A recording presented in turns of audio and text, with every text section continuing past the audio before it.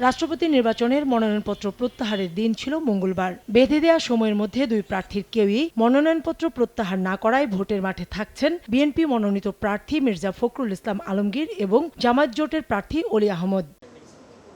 ব্রিফিংয়ে ইসি সচিব জানান, রাষ্ট্রপতি নির্বাচনের সব ধরনের প্রস্তুতি গ্রহণ করেছে ইসি। বাছাই পর্বে আমাদের প্রার্থিতা বৈধ পাওয়া গেছে। তাদের ভিতরে কেউই মনোনয়ন পত্র প্রত্যাহার করেননি। সেই অনুযায়ী আমাদের আগামী নির্বাচন 20 তারিখে যেটা অনুষ্ঠিত হবে, সেখানে দুজন প্রার্থী প্রতিদ্বন্দ্বিতা করবেন। ভোট গণনা শেষে সংসদ সচিবালয় কক্ষে ফলাফল ঘোষণা করা হবে বলেও জানান ইসি সচিব। বিকাল 5টা পর্যন্ত ব্যালট গ্রহণ করা হবে। ভোটারের সংখ্যা হচ্ছে 349 এবং 349টা ব্যালটই থাকবে। ভুল হওয়ার সম্ভাবনার প্রেক্ষাপটে আমরা হয়তো কিছু বাড়তি কয়েকটা ব্যালট রাখবো।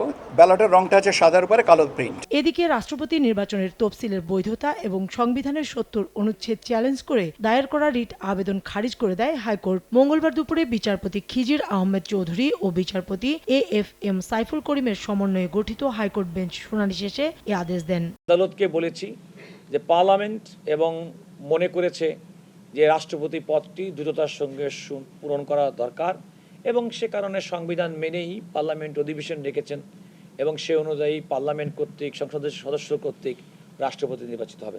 তো সেক্ষেত্রে এই পিটিশনার কিংবা আবেদনকারী জনাব ইউনূসুল আকন্দর সংক্ষুব্ধ হওয়ার কোনো কারণ নেই। সংবিধানের 70 অনুচ্ছেদকে সংবিধানের মূল কাঠামোর সঙ্গে সাংঘর্ষিক এবং 20 আগস্ট অনুষ্ঠিত হতে যাওয়া রাষ্ট্রপতি নির্বাচনের তফসিল স্থগিতের আবেদন জানানো হয়েছিল। কাউসারা চৌধুরী কুমু, সময় সংবাদ, ঢাকা।